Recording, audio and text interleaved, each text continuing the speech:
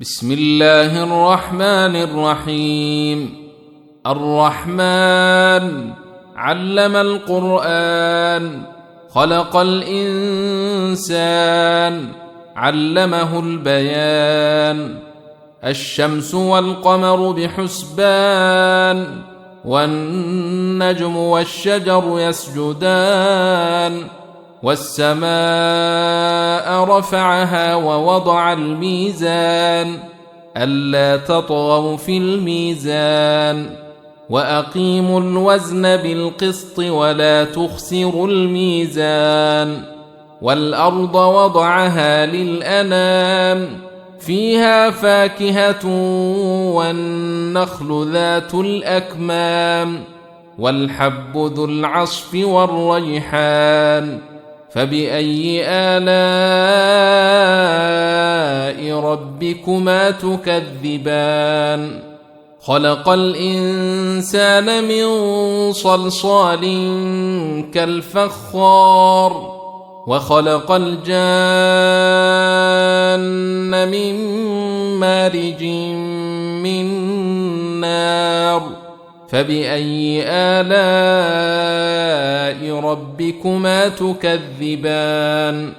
رب المشرقين ورب المغربين.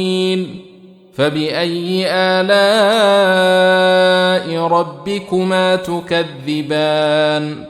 مرج البحرين يلتقيان، بينهما برزخ لا يبغيان. فبأي آلاء ربكما تكذبان؟ يخرج منهما اللؤلؤ والمرجان. فبأي آلاء ربكما تكذبان؟ وله الجوار المنشآت في البحر كالأعلام. فبأي آلاء ربكما تكذبان؟ كل من عليها فان، ويبقى وجه ربك ذو الجلال والإكرام. فبأي آلاء ربكما تكذبان؟ يسأله من في السماوات والأرض كل يوم هو في شأن. فبأي آلاء ربكما تكذبان؟ سنفرغ لكم أيها الثقلان. فبأي آلاء ربكما تكذبان؟ يا معشر الجن والإنس إن استطعتم أن تنفذوا من أقطار السماوات والأرض فانفذوا، لا تنفذون إلا بسلطان. فبأي آلاء ربكما تكذبان؟ يرسل عليكما شواظ من نار ونحاس فلا تنتصران. فبأي آلاء ربكما تكذبان؟ فإذا انشقت السماء فكانت وردة كالدهان. فبأي آلاء ربكما تكذبان؟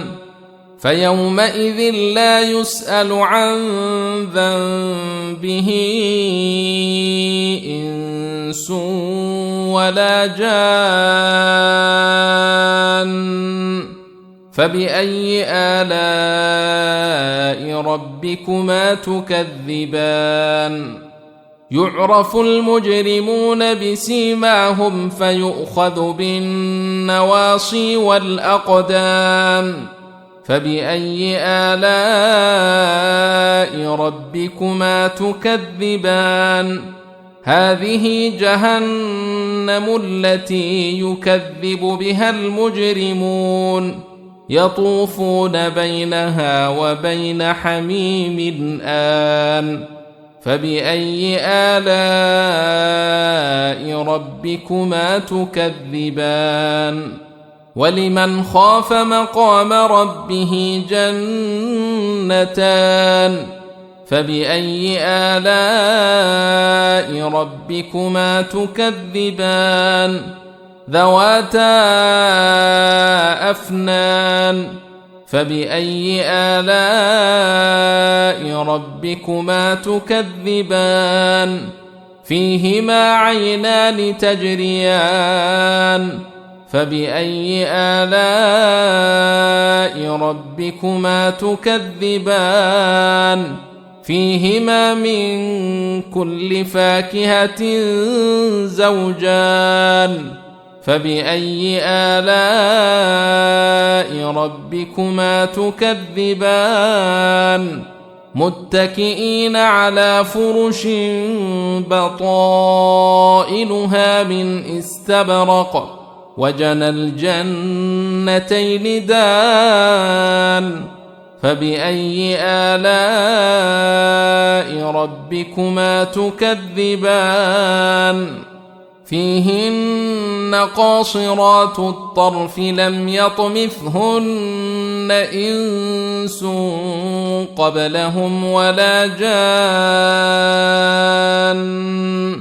فبأي آلاء ربكما تكذبان كأنهن الياقوت والمرجان فبأي آلاء ربكما تكذبان هل جزاء الإحسان إلا الإحسان فبأي آلاء ربكما تكذبان ومن دونهما جنتان فبأي آلاء ربكما تكذبان مدهامتان